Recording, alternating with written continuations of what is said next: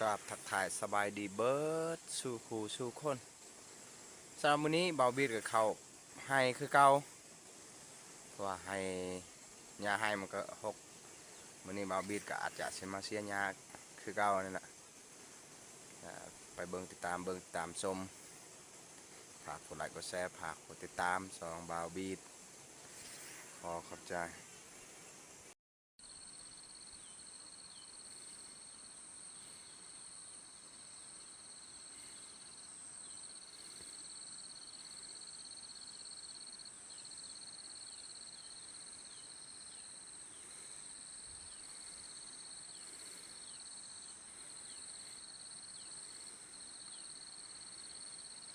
ภาพธรรมชาติในมื้อนี้ก็คือซีเมนฝนตก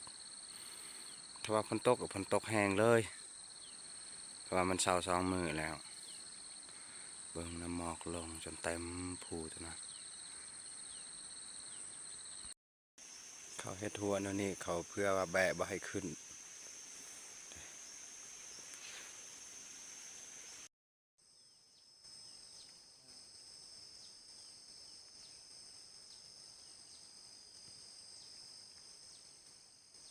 เรียบร้อยนกกระปีดนี่กินเลยเพราะว่าเขามันเริ่มแบบนี้กันแต่นกกระปีดแล้วเห็นบ่ทุกคนสิได้กินแนวได้คันแบบนี้เจ้าของสวนนี่ก็บ่ได้ไปท่าแต่ว่านกกระปีดมันก็เริ่มแล้วแหละ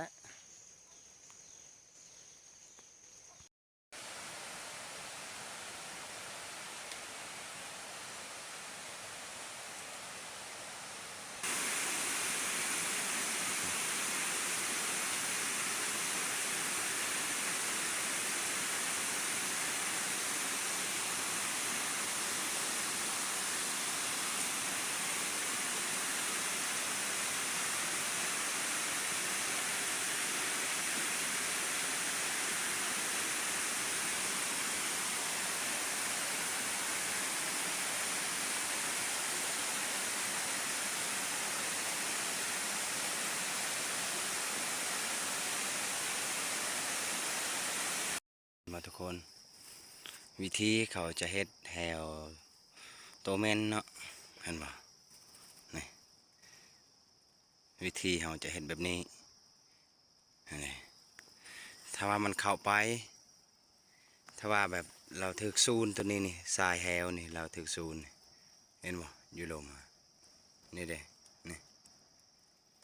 ถ้าว่ามันได้ซูนอยู่นี่ต้องมันลั่นอยู่นี่ก่อนต้องมันลั่นอยู่นี่ก่อนนี่เห็นบ่ถ้ามันซูนนะทรายแฮวอยู่ลุ่มต้องมันลั่นตัวนี้ก่อนต้องมันถึกคอแน่นอน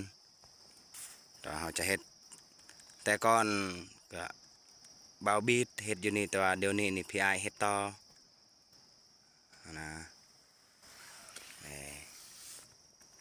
เห็นไหมทุกคนปูมันเข้าไป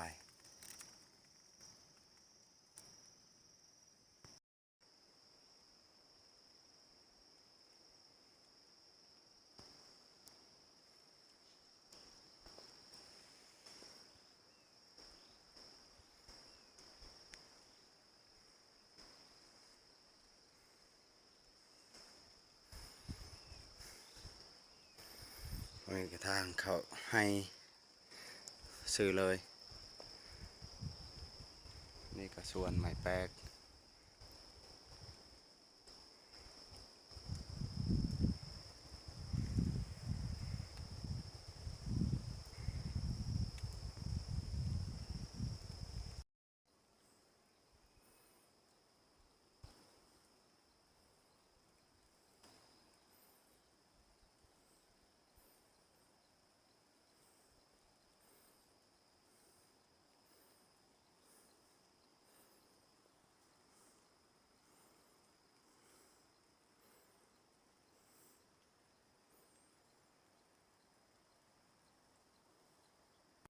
สำหรับตอนนี้เขาก็หอดให้เรียบร้อย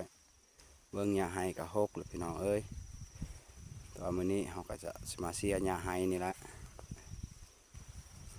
หญ้าก็ขึ้นแล้วยังมาทันได้เสีย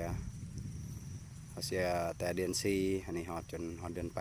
8เพราะว่าเขาจะเสียหญ้าเท่าเดียวมันก็แล้วเลยฮอดเดือน10ฮอด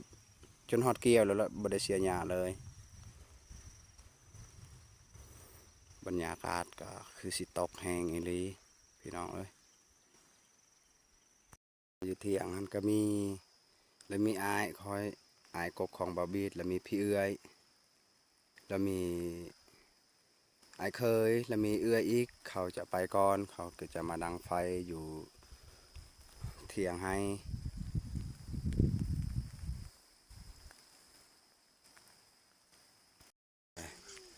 พอดีฮอดเที่ยงให้เกิดประคาดงานก็เสียอย่าหายมื้อนี้จะได้ไอ้คำเวิร์นมื้อนี้สิกลับแล้วบ่บ่ประมาณว่า10 มื้อเนาะโอ้ยังประมาณว่า10 มื้อเนาะถึงจะแล้วเขาจะเสียอย่าหายดังว่าหายยันอยากให้ลูกกับเราเลย เคยก็กำลังจะคนเล็กแวกสำหรับตอนนี้ก็อายกับไปยามแฮว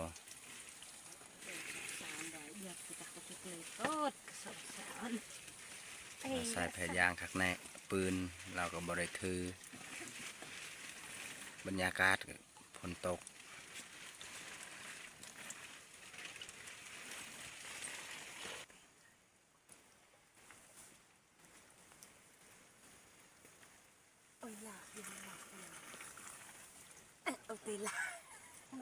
ทีมงานก็ลงจะเสียหญ้าถือแบก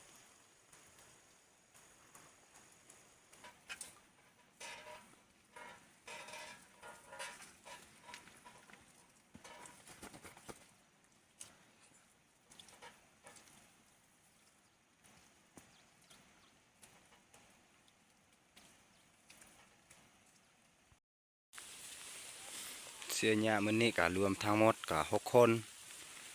แต่ว่าอ้ายก็พยายามแฮวยังเหลือแต่5 คน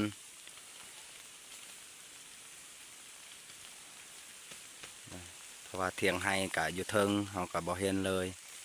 เพราะว่าปีนี้ก็พอเบิ่งข้าวก็งามสำนี้ละ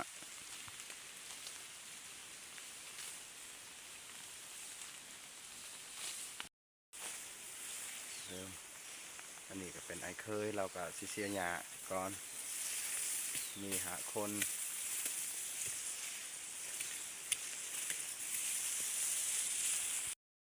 ข้าวจีหยอดวายอาหารเที่ยงนี่แหละอันมันโดยดอกปัดนี่บาทเลยก็ยังมี3 ใบมาทุกคนมากินข้าวเที่ยงนำกันลุงให้เอกคือละมือใหญ่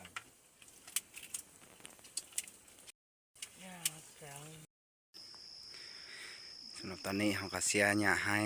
หอด4 โมงเย็นเราก็จะกลับไปบ้าน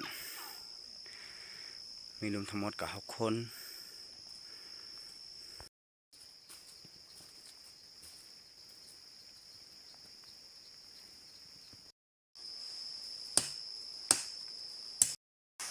เอานักเนาะเอาไม้นี่ก็ยาวเติบเลยพอดีเอา2 ลำเลยเอาทั้งกบกับปลายมัน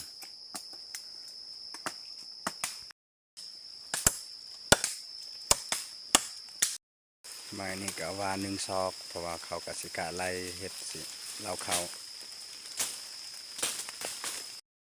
ก็จะแบกซอยไม้ให้อายสิเฮ็ดเราเฮ็ดยังมาทันแล้วเขาจะซอยแบกไม้อันนี้ก็ว่า1 ศอกจะเฮ็ดให้มันเรียบร้อยเลย